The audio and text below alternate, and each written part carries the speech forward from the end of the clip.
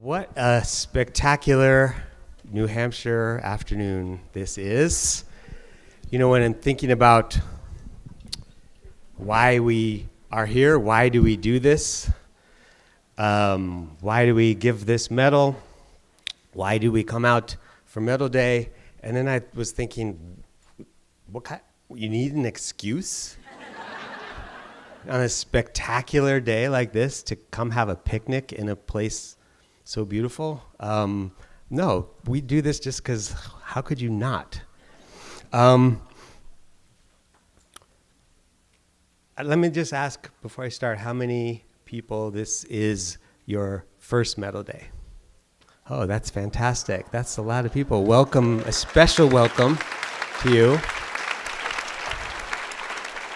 And for all the rest of you, I don't think anything makes me happier than knowing that Medal Day has such passionate followers and people who come year after year, regardless of who the speaker, the medalist might be, just to experience, again, this magical afternoon. It's a rare and sobering thing in life to be given and to know ahead of time that you have been given a chance, one chance, to tell a perfect stranger how grateful you are for their existence on the earth. Over the past 6 Medal Days, there have been a couple that stood out as opportunities of that kind for me. And in those years, the speeches I made were so much more difficult to write. I started them, gave up, started them over again, and in the end, felt I had not even begun to get at the depth of my gratitude. That's why it was so very kind of our 2017 MacDowell medalist, David Lynch, to decline our invitation to appear in person today.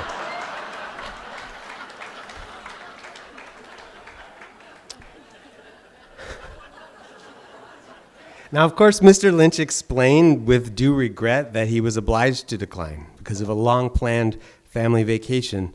But really, he was just doing me a favor. Lynch's first feature film, Eraserhead, blew my 17-year-old mind the first time I saw it at a midnight showing at the Pittsburgh Playhouse. Woo! In early 1981. Blew it in ways that I have yet to recover from. Twin Peaks forever rewired the circuitry of the apparatus I use to scan and interpret American life. And I'm just going to totally nerd out on you people now and confess that I have seen Lynch's 1983 adaptation of one of my favorite novels, Frank Herbert's Dune, at least 5 times. And I have never failed to totally dig it. If the man were going to be sitting right to my left today, I would have faced a solid week of writing and rewriting, pondering and repondering, deleting and giving up and starting over, hoping to take advantage of my one shot and do justice to all the things in his work that I'm grateful for. Instead, I just tossed this puppy off in a night or two. What a relief. I can say whatever I want. I could talk about how much I like his recordings of zither music or his series of documentaries about the history of needlepoint. Just go away, Siri. The guy'd never know.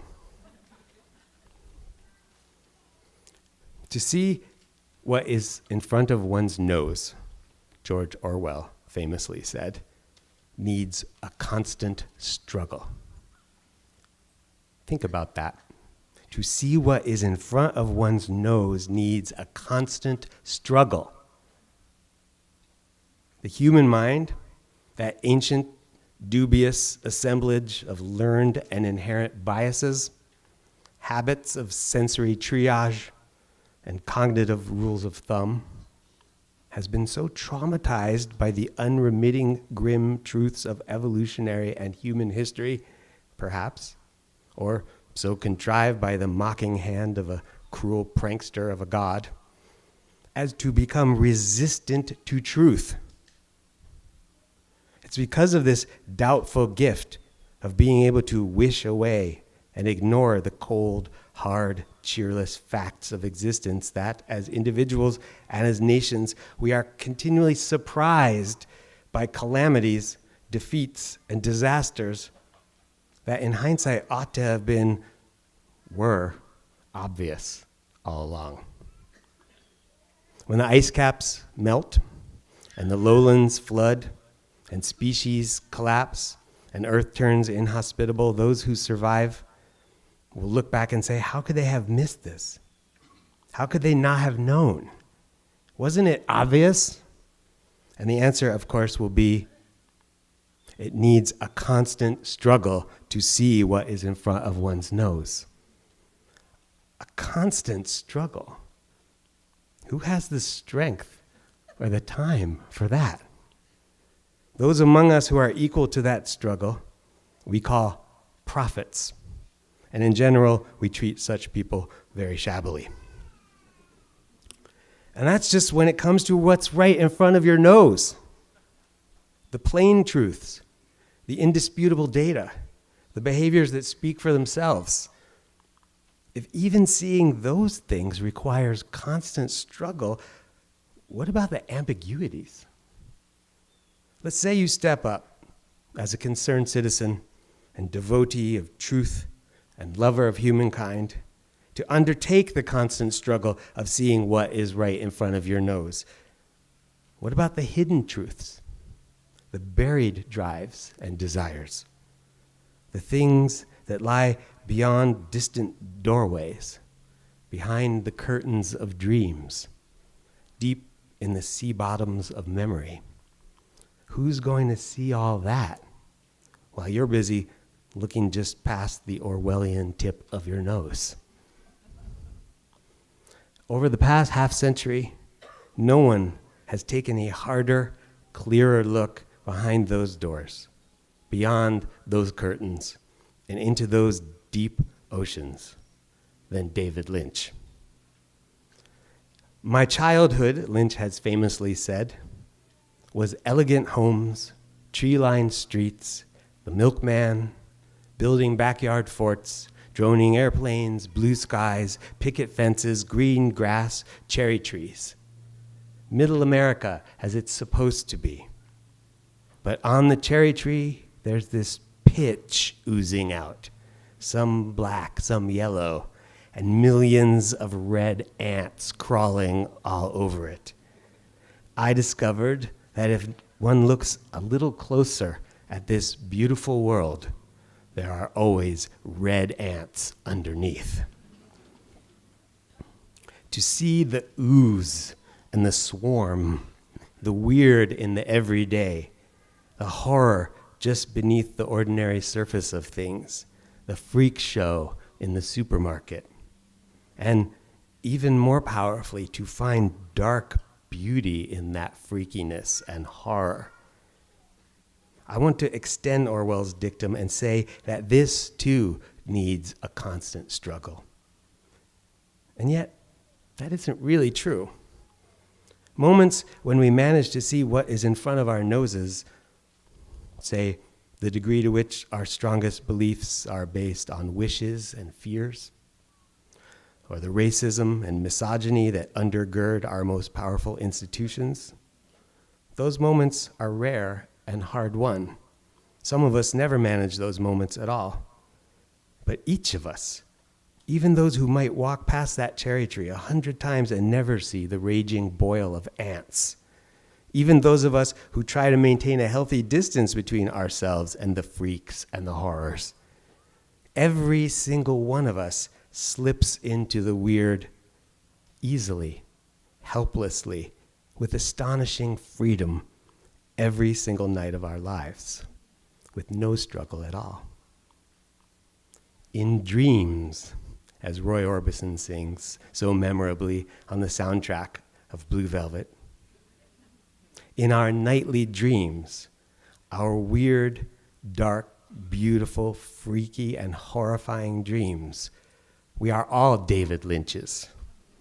Our gazes unflinching and patient and curious, dispassionate, uncensoring, reporting without judgment or reservation on the blue velvet violence of our thoughts and the deeply strange organ that thinks them.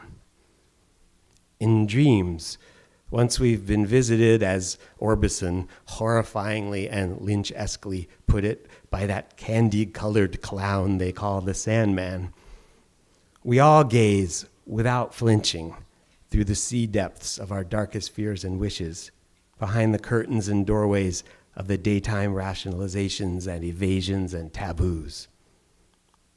That part's easy. The struggle comes when someone tries to wrestle those truths, the night truths, into the light.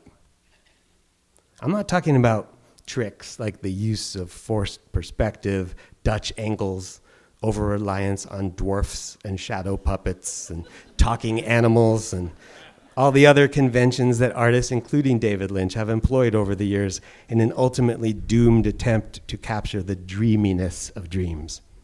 To be honest, I kind of hate that stuff. I'm the kind of guy who fast forwards through dream sequences in movies and in books skips to the end of dream paragraphs. All that is easy enough too. The truth of a dream is not its dreamlike quality. The truth of a dream is a tree bleeding ants through a gaping wound. It is, in other words, the truth right in front of our noses, which often enough we can't see, not because of our vanity or self-delusion or fear, but for the simple reason that we go through life with our eyes closed. We call the people who remind us to open our eyes artists. And in general, we don't treat them a whole lot better than we do our prophets. But at MacDowell, we like to feed them.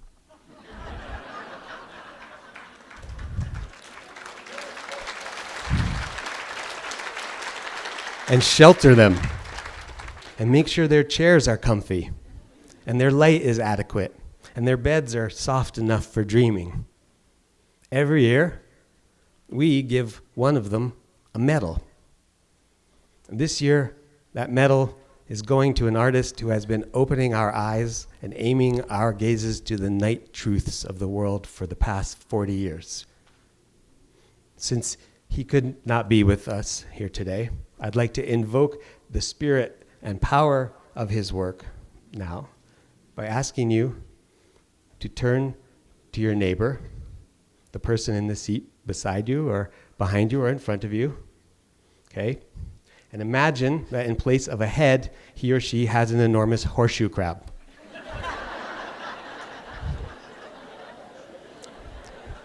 Come on. Now reach out and gently take hold of their right tentacle with your own. Okay? Are we doing this? And say, I have complicated feelings about wildebeests. Come on. Thank you. In the name of David Lynch, the 2017 MacDowell medalist, I wish you the truth of your dreams, violent and dark and beautiful as that truth may be, and the strength and the courage to face it. Thank you.